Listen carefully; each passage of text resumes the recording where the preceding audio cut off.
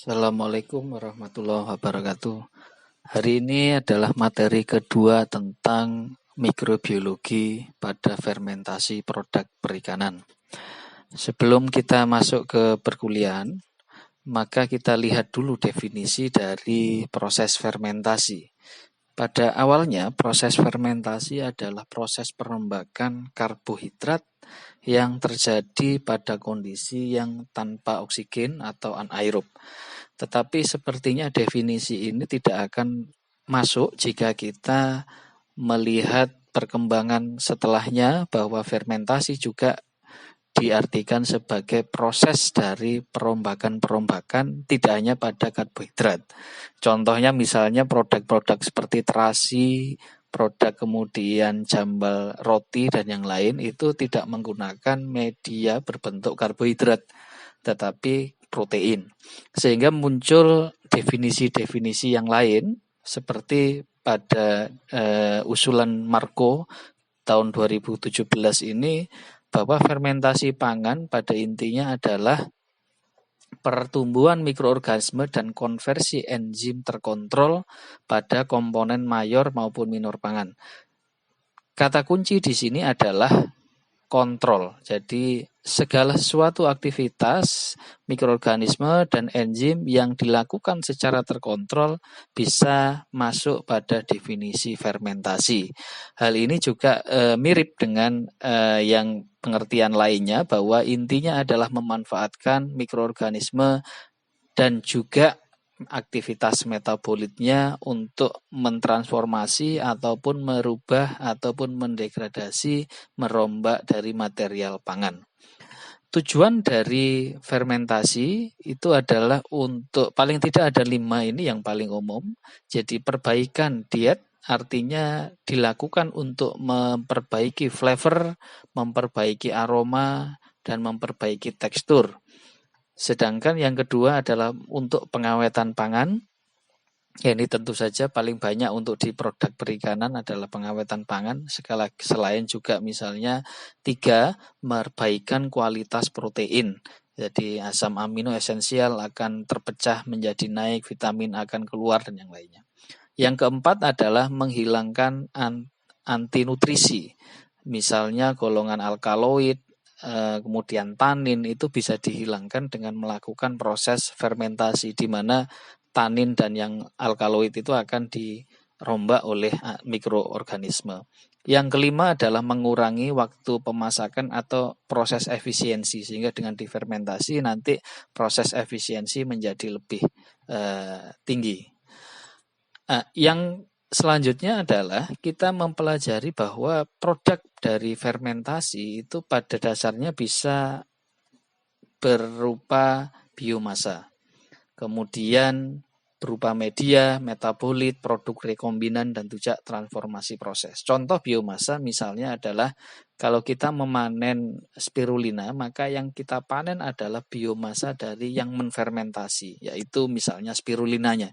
Jadi kita tidak memanen airnya maupun memanen bahan lainnya, misalnya metabolitnya, enzimnya, dan yang lain. Kita memanen spirulinanya atau mikroorganismenya.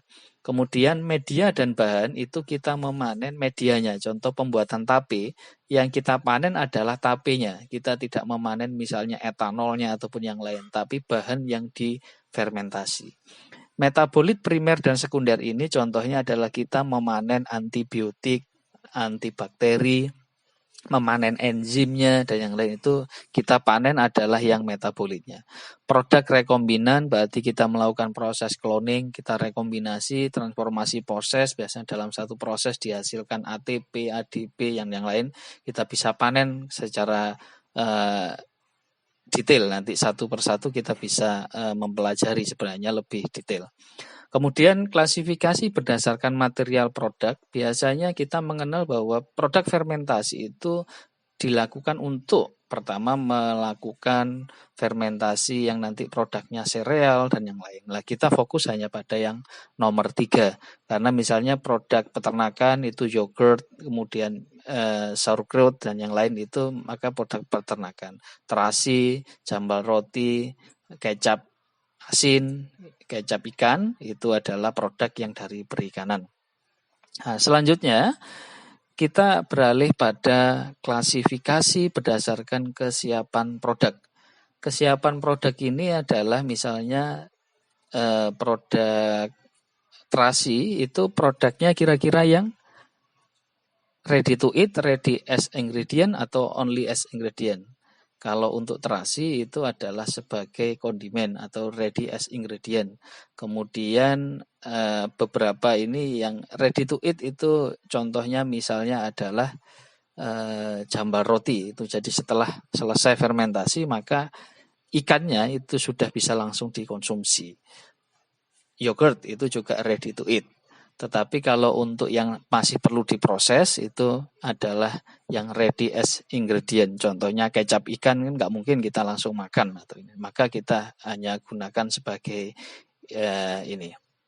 Nah, selanjutnya berdasarkan perfermentasi ini yang bahasan utama sebenarnya adalah bakteri ataupun yeast, fungi, enzim, dan golongan lain. Nah, klasifikasi ini pada dasarnya keterlibatan mikroorganisme itu pada bakteri, yeast, fungi, enzim ini sangat berbeda-beda. Contoh, misalnya untuk yang produk yogurt misalnya, maka bakterinya itu hanya melibatkan bakteri-bakteri yang umumnya adalah golongan dari lactic acid bacteria. Nah, lactic acid bacteria itu juga tidak semuanya. Contohnya yang paling banyak misalnya Streptococcus, kemudian Lactobacillus, Bifidobacterium, dan yang lain. Jadi setiap produk hasil fermentasi umumnya mempunyai mikroorganisme yang spesifik, sehingga nanti jika misalnya ada tugas saya beri tugas untuk membedah produk-produk perikanan yang hasil fermentasi, maka harus bisa menyebutkan spesifik mikroorganisme yang berperan dalam proses fermentasi.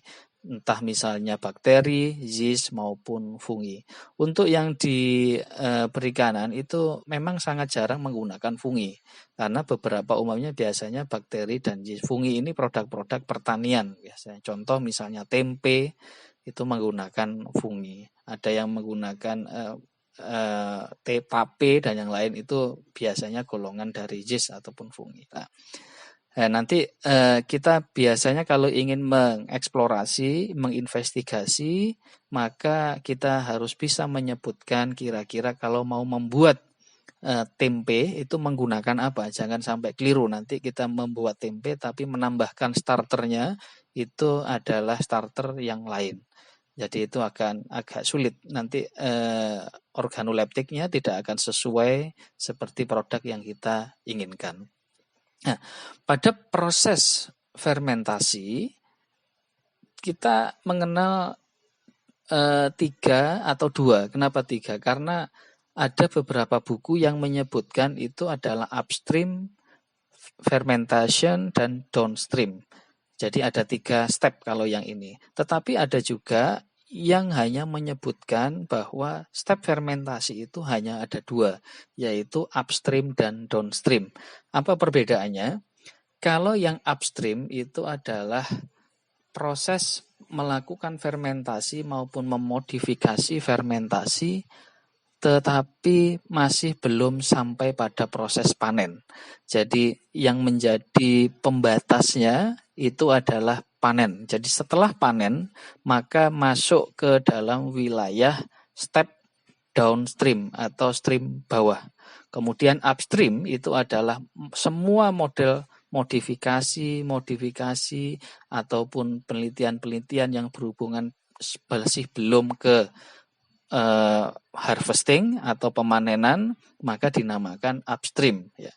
Contoh kegiatan-kegiatan upstream adalah misalnya memperbaiki strainnya, Anda mencari mikroorganismenya, mengisolasi, kemudian memodifikasi pertumbuhannya 30 derajat kah, 35, 40, menggunakan pH 6, 7, 8, modifikasi itu masih pada tahap upstream. Sedangkan tahap yang downstream itu adalah tahap bagaimana kita yang pertama adalah melakukan sentrifugasi, kemudian memanen sampai ketemu purifikasi yang akhirnya nanti dihasilkan produk yang murni. Ini dinamakan downstream.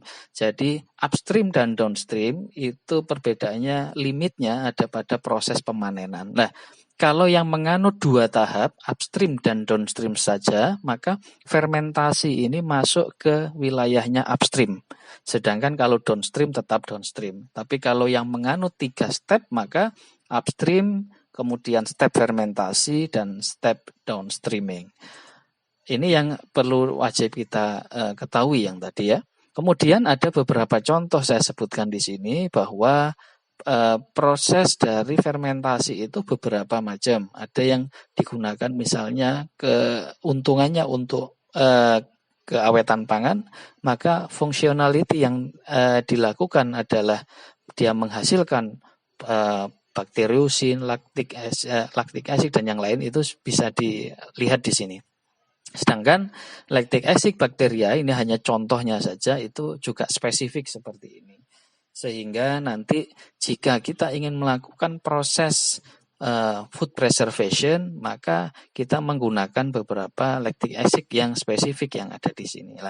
Untuk materi fermentasi ini kita mengoptimasi dan mencari maupun melakukan proses panen itu masuk pada ranahnya fermentasi. Secara lebih detail nanti akan ada di mata kuliah fermentasi. Misalnya upstream apa, downstream apa, dan yang lain itu adalah pada proses fermentasi. Intinya pada perkuliahan ini bahwa produk-produk perikanan itu banyak yang menggunakan jasa mikroorganisme sebagai agen penfermentasi. Selain itu juga mikroorganisme ini diharapkan mampu menghasilkan metabolit-metabolit yang juga bisa mendegradasi. Jadi saya ulang lagi bahwa mikroorganisme di sini berperan dengan sangat spesifik sehingga satu produk akan berbeda biasanya jenis mikroorganismenya dibandingkan produk-produk yang lain. Mungkin hari ini kita hanya mempelajari sampai di sini. Ini adalah pertemuan terakhir saya. Selanjutnya mungkin pertemuan dari dosen yang lain. Saya akhiri. Billahi taufik walhidayah. Assalamualaikum warahmatullahi wabarakatuh.